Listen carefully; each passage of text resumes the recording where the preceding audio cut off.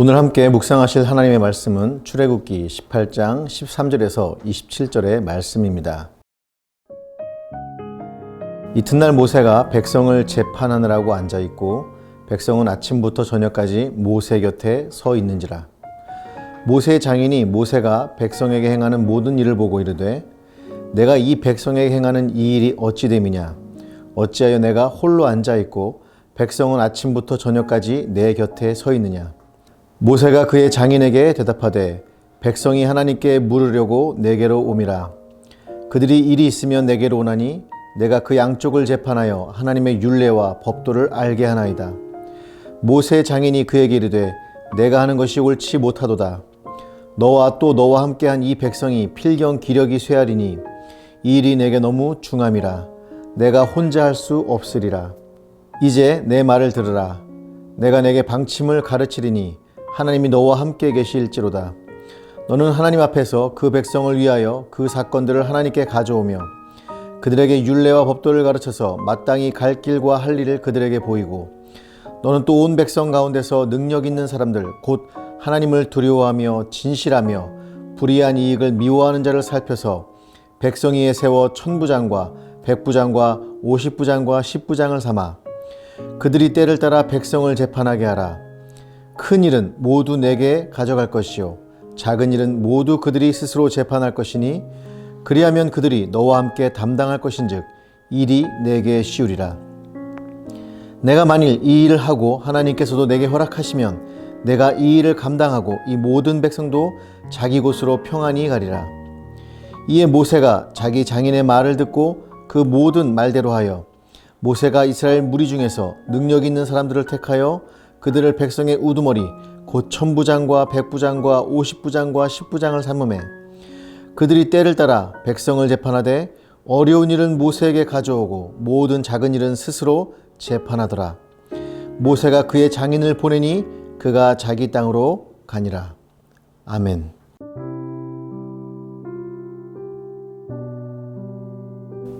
일이 이렇게 많은데 어떻게 처리하지? 라고 고민하는 사람들이 있습니다. 세상을 살아가다 보면 이런 일들이 많이 발생하게 되죠. 얼마 전에 제가 아는 청년이 할머님이 너무 몸이 안 좋으셔가지고 큰아버지 댁으로 가셔야 되는 상황이 생겼습니다. 이제 그 집은 그 청년의 소유가 된 거죠. 그래서 집을 청소해야 하는 상황이 벌어졌습니다. 배달 일을 하고 있었기 때문에 일해서 돈도 벌어야 하고 집도 빠른 시간 안에 청소를 해야 하는 상황이 벌어졌죠.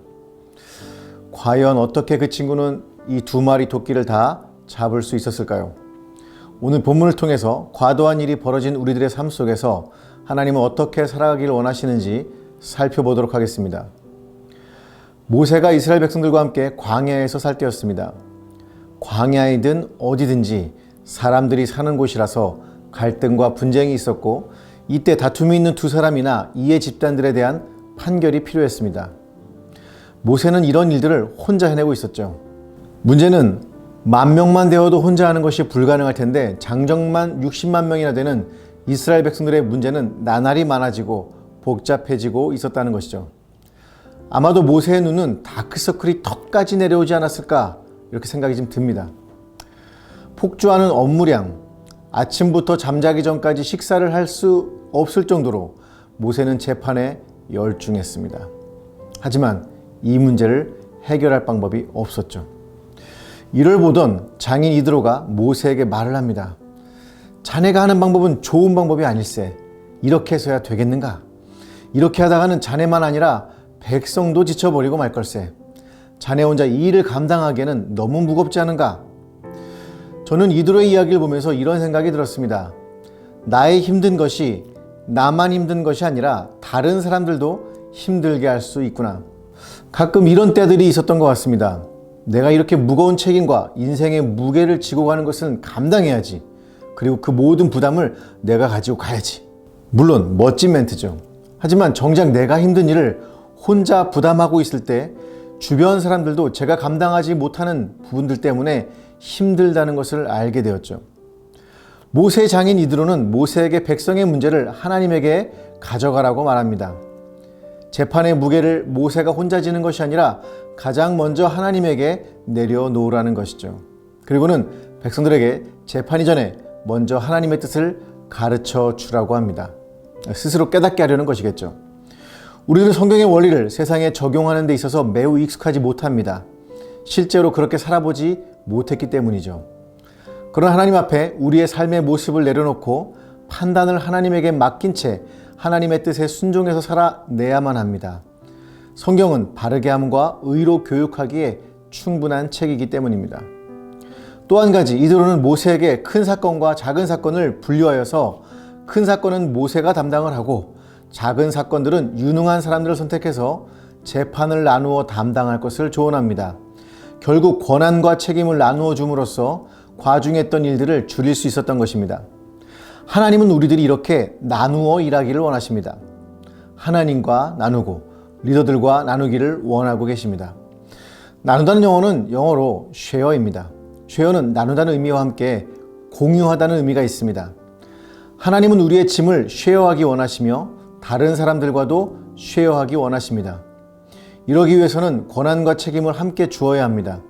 모세가 리더들에게 재판에 대한 권한을 주지 않았다면 리더들은 재판의 결과에 대해서 계속적으로 물어보고 모세는 다시 가중된 일에 시달리게 되었을 것입니다. 물론 리더들이 행한 일을 책임지도록 권한과 책임이 동시에 부여돼야죠. 교회에서도 목회자 혼자 뛰는 것과 리더들이 함께 뛰는 것, 더 나아가 전체 성도가 함께 뛰는 것은 완전히 다른 결과를 가져온다는 것을 기억해야 합니다. 여러분이 사역자들과 함께 뛰어주세요.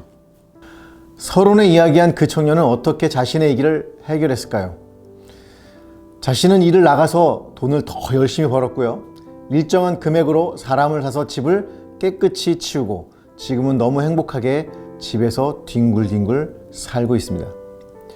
여러분의 삶의 짐들을 이제 나누어서 함께 지고 그렇게 살아가시기를 축복합니다.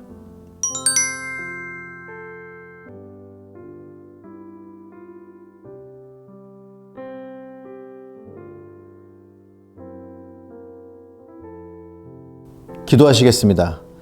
갑작스럽게 다가오는 많은 일들을 당황하지 않게 하여 주옵소서. 차분히 하나님 앞에 가지고 나가며 다른 이들과 나누어서 일할 수 있는 지혜를 허락하옵소서. 혼자 감당하려 하다가 건강과 시간을 모두 잃지 않게 하시고 나눔과 공유의 시간들로 넘어가도록 축복하여 주옵소서. 예수님의 이름으로 기도합니다. 아멘.